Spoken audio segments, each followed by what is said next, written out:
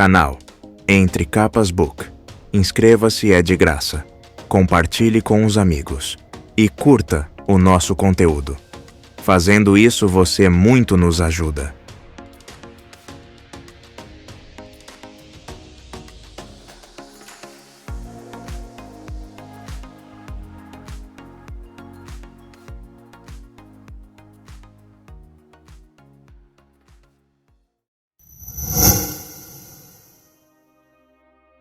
Parte 1. Fardos. Kaladin. Shala. Navani. Veli. Lirin.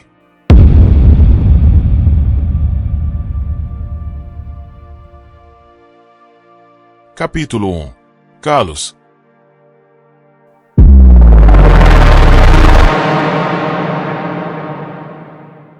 Primeiro, vocês precisam fazer com que um espreno se aproxime. O tipo de gema é relevante. Alguns esprenos naturalmente se interessam mais por certas gemas.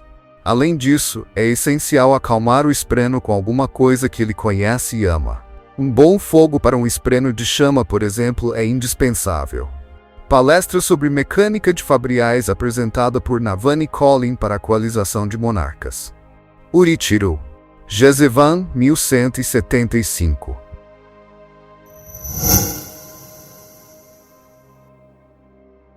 Lirin estava impressionado com a própria calma enquanto checava as gengivas da criança em busca de escorbuto. Anos de treinamento como cirurgião o serviram bem naquele dia. Exercícios de respiração, com o propósito de manter as mãos firmes, funcionavam tão bem na espionagem quanto na cirurgia. Aqui, disse ele para a mãe da criança, tirando do bolso uma ficha que consistia em uma pequena carapaça entalhada. Mostre isso para a mulher no pavilhão de alimentação. Ela vai fornecer mais suco para seu filho. Faça com que ele beba tudo, toda manhã. Muito obrigada, falou a mulher, com um sotaque herdasiano carregado.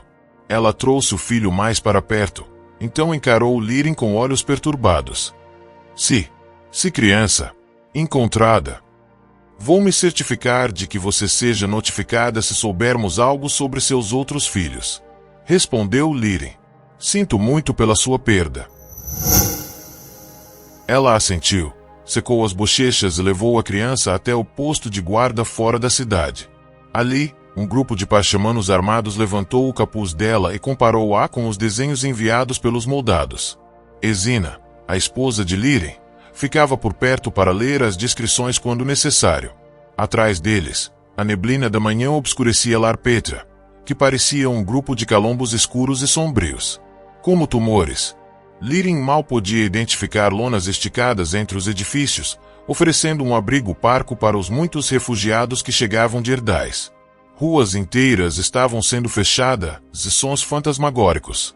Pratos tinindo, pessoas falando, ecoavam através da neblina. Era óbvio que aqueles barracos jamais resistiriam a uma tempestade, mas podiam ser rapidamente desmontados e guardados.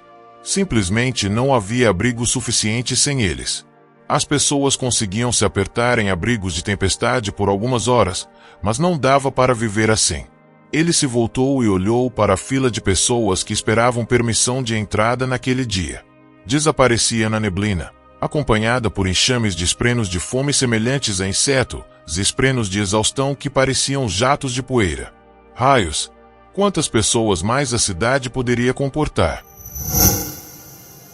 As vilas mais próximas da fronteira deviam estar abarrotadas de gente, se havia tantos adentrando o país até ali. Já fazia mais de um ano desde a chegada da tempestade eterna e a queda de Aletikar. Um ano durante o qual o país de Erdais, o vizinho menor de Aletikar a nordeste, havia conseguido de algum modo continuar lutando.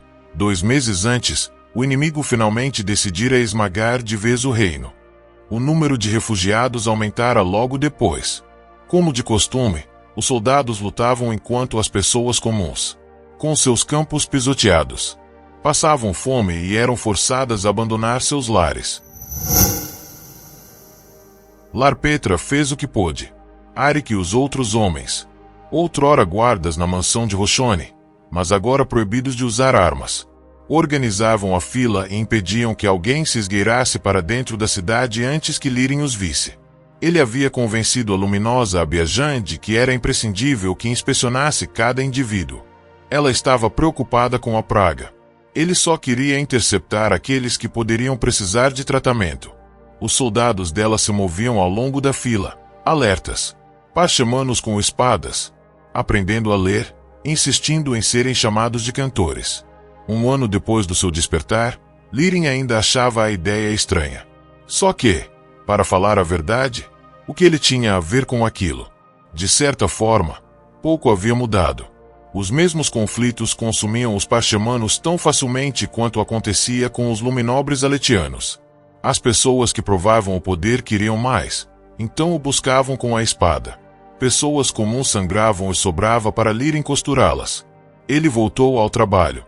Ainda naquele dia, Lirin teria que examinar pelo menos mais 100 refugiados. Escondido em algum lugar entre eles estava um homem que era o autor de grande parte daquele sofrimento.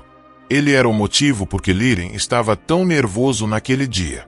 A próxima pessoa na fila não era ele, contudo, mas um aletiano esfarrapado que havia perdido um braço em batalha. Lirin inspecionou a ferida do refugiado, mas já tinha alguns meses, e não havia nada que Lirin pudesse fazer em relação à grande quantidade de cicatrizes. Lirin moveu o dedo de um lado para outro diante do rosto do homem, assistindo ao movimento dos olhos dele acompanhando. Choque, pensou Lirin. Você sofreu alguma ferida recente que não me contou? Nenhuma ferida, sussurrou o homem. Mas bandidos. Eles levaram minha esposa, bondoso cirurgião. Levaram ela e me deixaram amarrado a uma árvore. Só foram embora, rindo. Droga. Choque emocional não era algo que Lirin conseguia cortar com um bisturi. Quando entrar na cidade, procure a tenda 14. Instruiu ele. Diga às mulheres que fui eu quem mandei você. O homem assentiu, sem expressão e com olhar vazio. Teria ele registrado suas palavras, memorizando os traços do homem. Cabelo grisalho com um redemoinho atrás, 3 grandes pintas no alto da bochecha esquerda e o braço perdido. Lirin fez uma anotação para verificar aquela tenda em busca dele à noite. Assistentes vigiavam os refugiados que poderiam se suicidar. Com tantos para cuidar, era o melhor que Lirin podia fazer. Pode ir, disse Lirin, empurrando gentilmente o homem para a vila. Tenda 14. Não o esqueça. Sinto muito pela sua perda. O homem foi embora. Você diz isso com tanta facilidade? Cirurgião, disse uma voz às suas costas. Lirin se virou e imediatamente se curvou em sinal de respeito. Abiajan, a nova senhora da cidade, era uma parchemana com pele totalmente branca e marmoreados finos e vermelhos nas bochechas. Luminosa. O que disse? Perguntou Lirin. Você disse a um homem que sentia muito pela perda dele. Respondeu Abiajan. Diz isso tão prontamente a cada um deles. Mas parece ter a compaixão de uma pedra. Não sente nada por essas pessoas. Eu sinto, Luminosa. Replicou Lirin. Mas tenho que tomar cuidado para não ser sobrecarregado pelo sofrimento delas. Essa é uma das primeiras regras para se tornar um cirurgião. Curioso. A parchemana ergueu sua mão segura, que estava escondida na manga de um rava. Você se lembra de endireitar meu braço quebrado quando eu era criança? Eu lembro. Abiajan havia retornado, com um novo nome e uma nova ordem dos moldados. Depois de fugir com os outros após a tempestade eterna. Ela havia trazido muitos parchemanos, todos daquela região, mas dos de Larpetra só Abiajan havia retornado. Ela permaneceu de boca fechada, sobre o que havia vivido naqueles meses. Que memória curiosa, disse ela. Essa vida parece um sonho agora. Eu me lembro da dor, da confusão. Uma figura severa me causando mais dor. Embora agora eu reconheça que você estava tentando me curar. Tanto trabalho por uma criança escrava. Eu nunca me importei com quem estava curando. Luminosa. Se alguém escravizado ou rei. Tenho certeza de que o fato de Wistion ter pagado um bom dinheiro por mim não teve nada a ver com isso. Ela estreitou os olhos para Lirin. Quando voltou a falar, havia uma cadência nas suas palavras, como se estivesse recitando uma canção. Você sentiu algo por mim, a pobre escrava confusa cuja mente havia sido roubada. Você chorou por nós, cirurgião, e pela vida que levávamos, um cirurgião não deve chorar. Respondeu Lirin em voz baixa. Um cirurgião não pode se dar ao luxo de chorar. Como uma pedra, repetiu ela, então balançou a cabeça. Você viu algum espreno de peste nesses refugiados? Se esses esprenos entrarem na cidade, podem matar todo mundo. Doenças não são causadas por esprenos, disse Lirin. Elas se disseminam por água contaminada, saneamento inadequado e às vezes pela respiração daqueles que estão doentes. Superstição, retrucou ela. A sabedoria dos arautos, replicou Lirin. Devemos tomar cuidado. Fragmentos de velhos manuscritos, traduções de traduções de traduções, mencionavam doenças de disseminação rápida que matavam dezenas de milhares. Tais acontecimentos não haviam sido registrados em quaisquer textos modernos que ele houvesse lido, mas havia escutado rumores de algo estranho a oeste. Uma nova praga, diziam. Havia poucos detalhes. Abiajan seguiu em frente sem dizer mais nada. Seus assistentes, um grupo de parchamanos e parchamanas elevados, se juntaram a ela. Embora suas roupas seguissem o corte e moda aletianos, as cores eram mais leves e discretas. Os moldados haviam explicado que, no passado, os cantores evitavam cores chamativas, preferindo realçar seus padrões de pele. Lirin sentia uma busca por identidade na maneira como Abiajan e os outros parchamanos agiam. Os sotaques, as roupas, os maneirismos. Era tudo distintamente aletiano, mas ficavam fascinados sempre que os moldados falavam sobre seus ancestrais e buscavam maneiras de imitar aqueles parchamanos mortos havia séculos. Lirin se voltou para o próximo grupo de refugiados. Uma família completa, para variar. Embora devesse ter ficado feliz, não pôde deixar de pensar em como seria difícil alimentar 5 crianças e pais que apresentavam sintomas de desnutrição. Quando os mandou embora, uma figura familiar saiu da fila e se aproximou, afastando os esprenos de fome.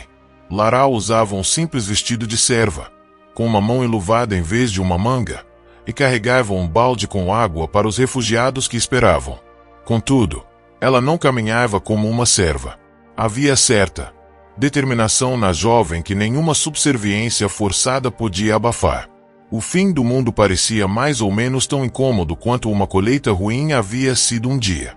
Ela fez uma pausa junto de Lirin e ofereceu a ele uma bebida, tirada do seu odre de água e vertida em um copo limpo, como ele havia insistido, em vez de tirado com a concha direto do balde. Ele é o terceiro da fila, sussurrou Laral, enquanto Lirin bebia. Lirin grunhiu. Mais baixo do que eu esperava. Observou Laral.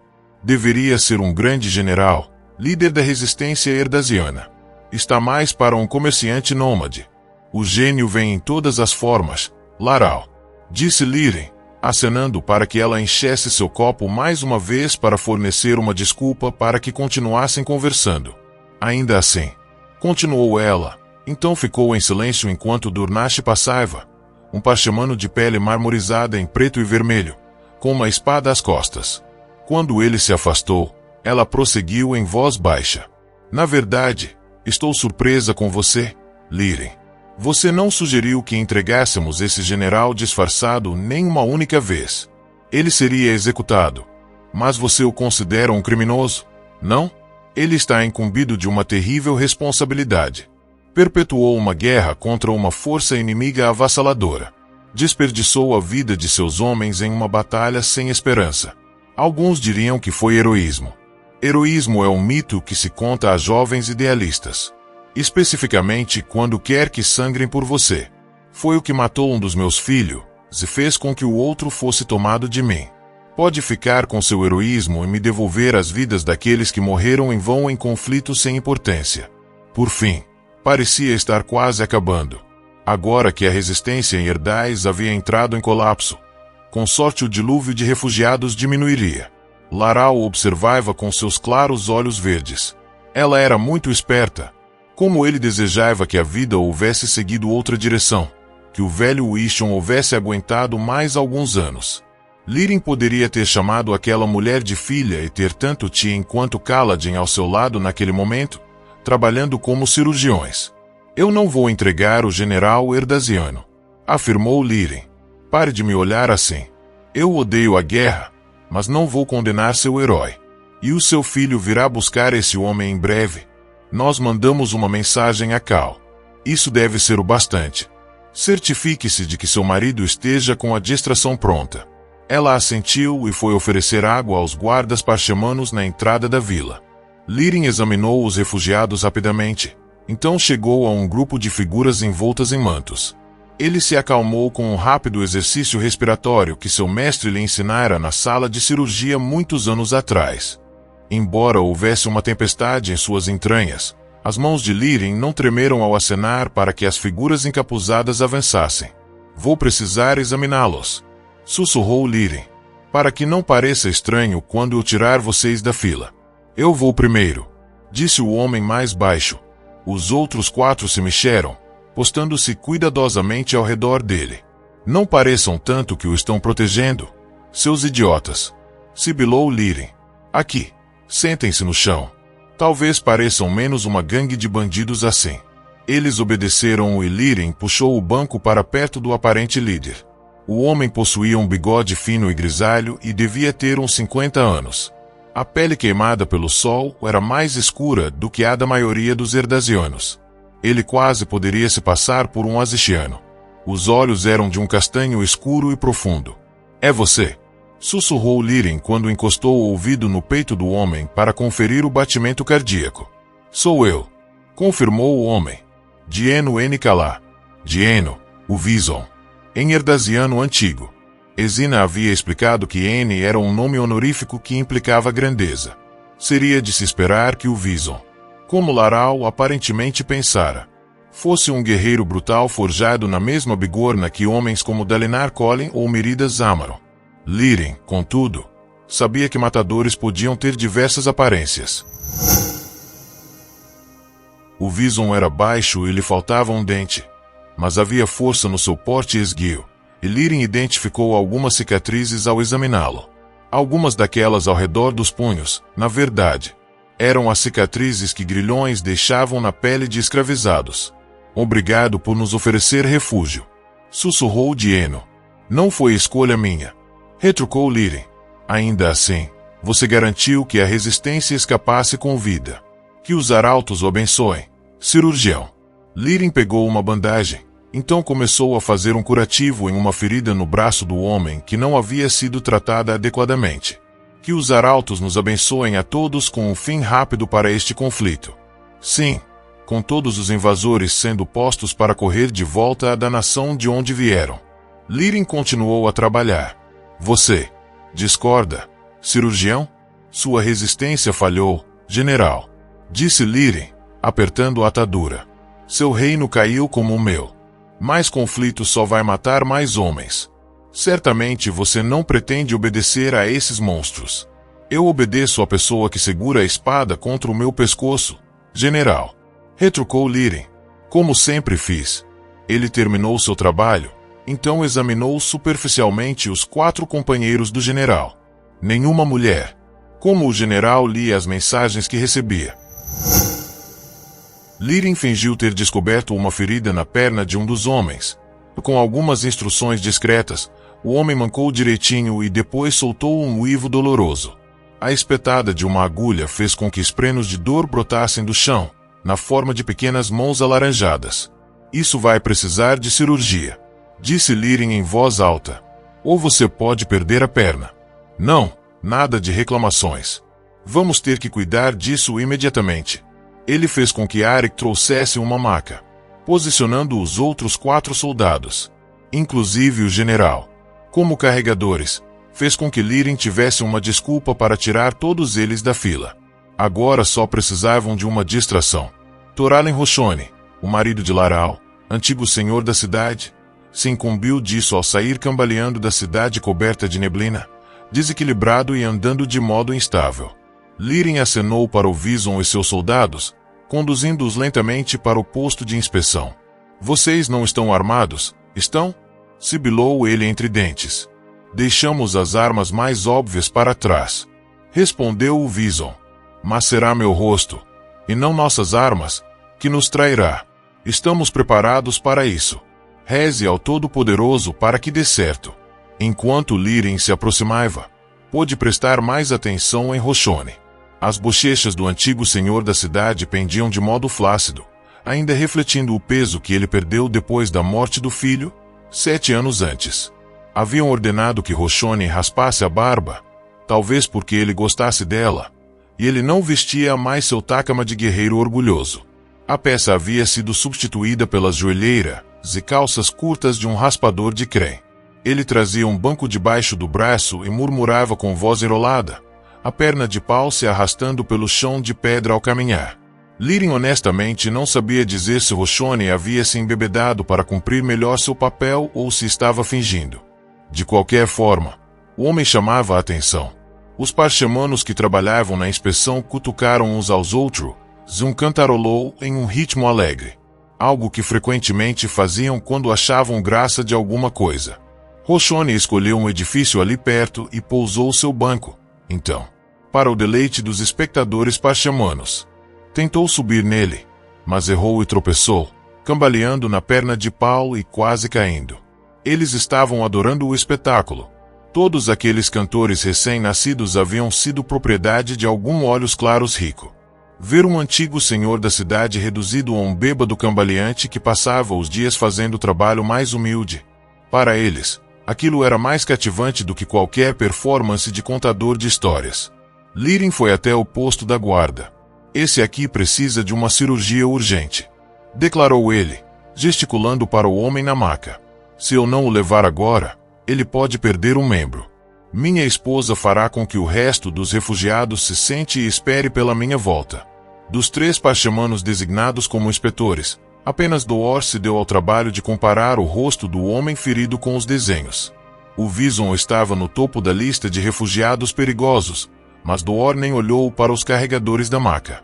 Lirin havia notado essa estranheza alguns dias antes.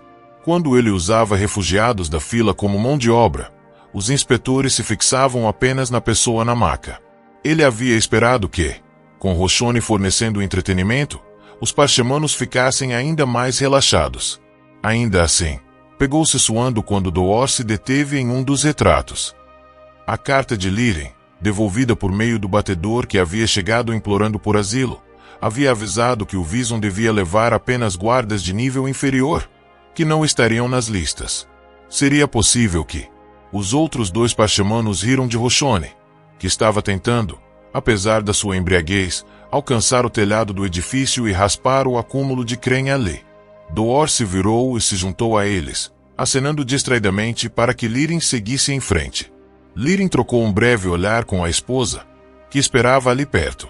Sorte que nenhum dos parchemanos estava voltado para ela, porque a mulher estava pálida como uma china. Ele mesmo não devia estar com um aspecto muito melhor, mas conteve o suspiro de alívio ao conduzir o Vison e seus soldados em frente. Podia isolá-los na sala de cirurgia, longe dos outros, até que... Todos parem o que estão fazendo, gritou uma voz feminina vinda de trás. Preparem-se para prestar deferência. Lirin sentiu um impulso imediato de sair correndo. Quase fez isso, mas os soldados simplesmente continuaram caminhando em ritmo regular. Isso.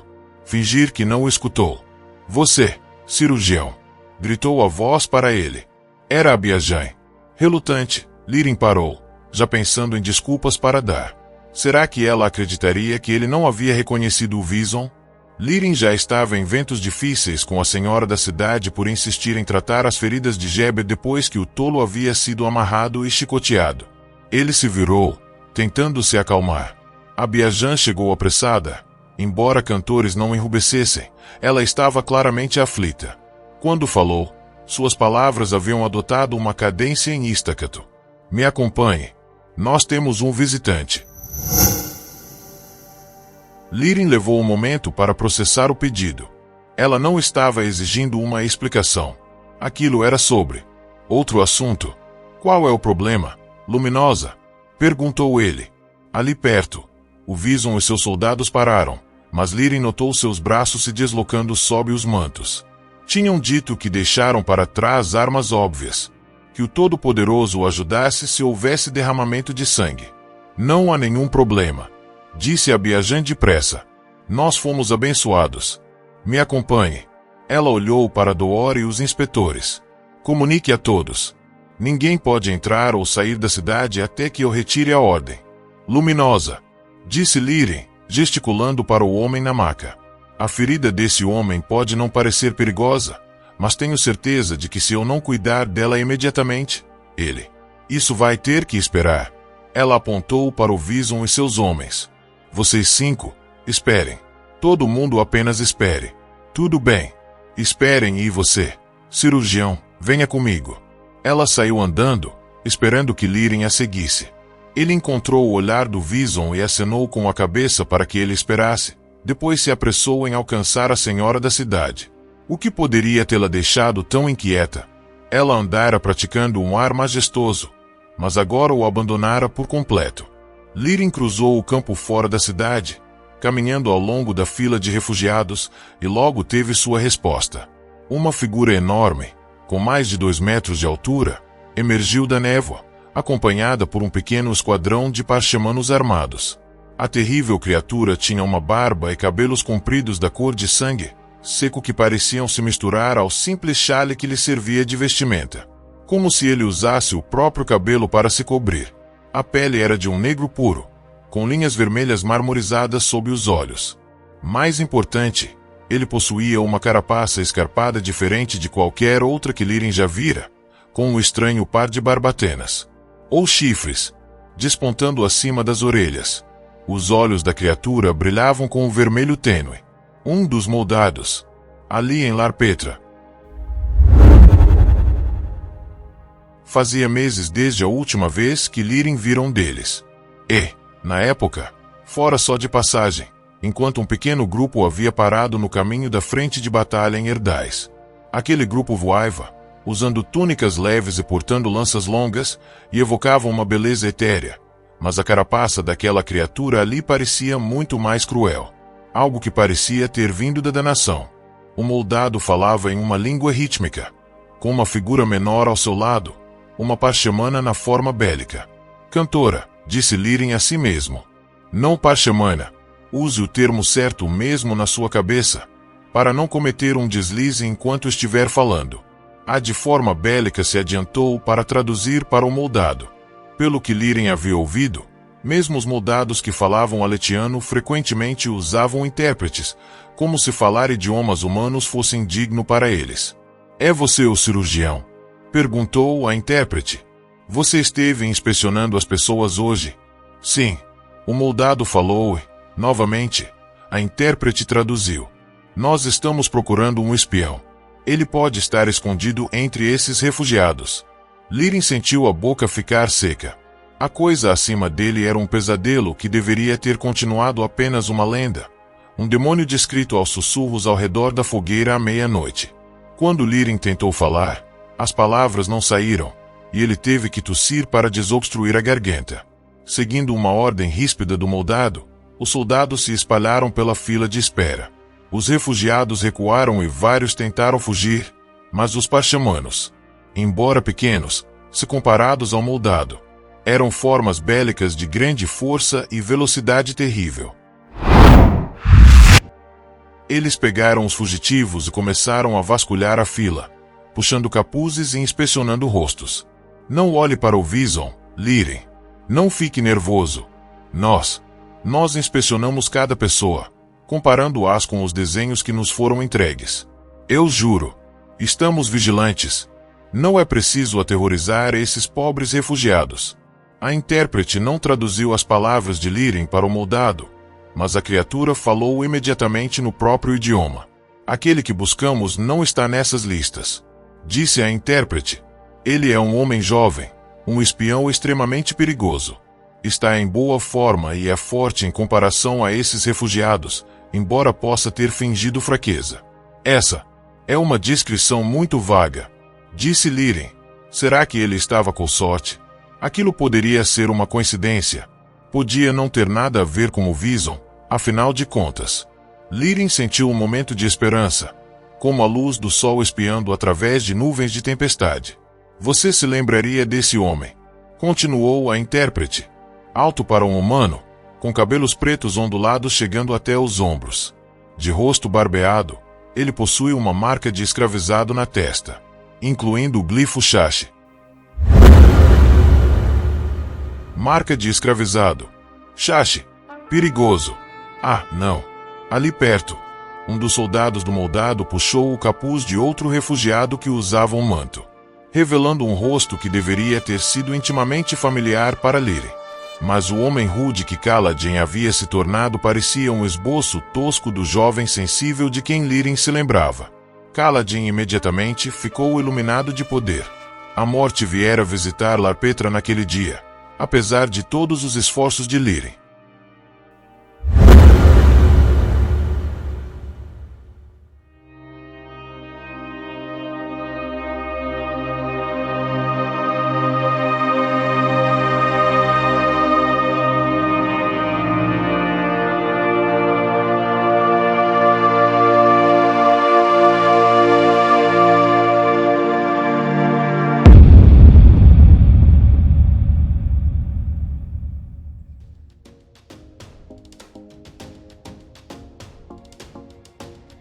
Canal Entre Capas Book. Inscreva-se, é de graça. Compartilhe com os amigos. E curta o nosso conteúdo. Fazendo isso, você muito nos ajuda.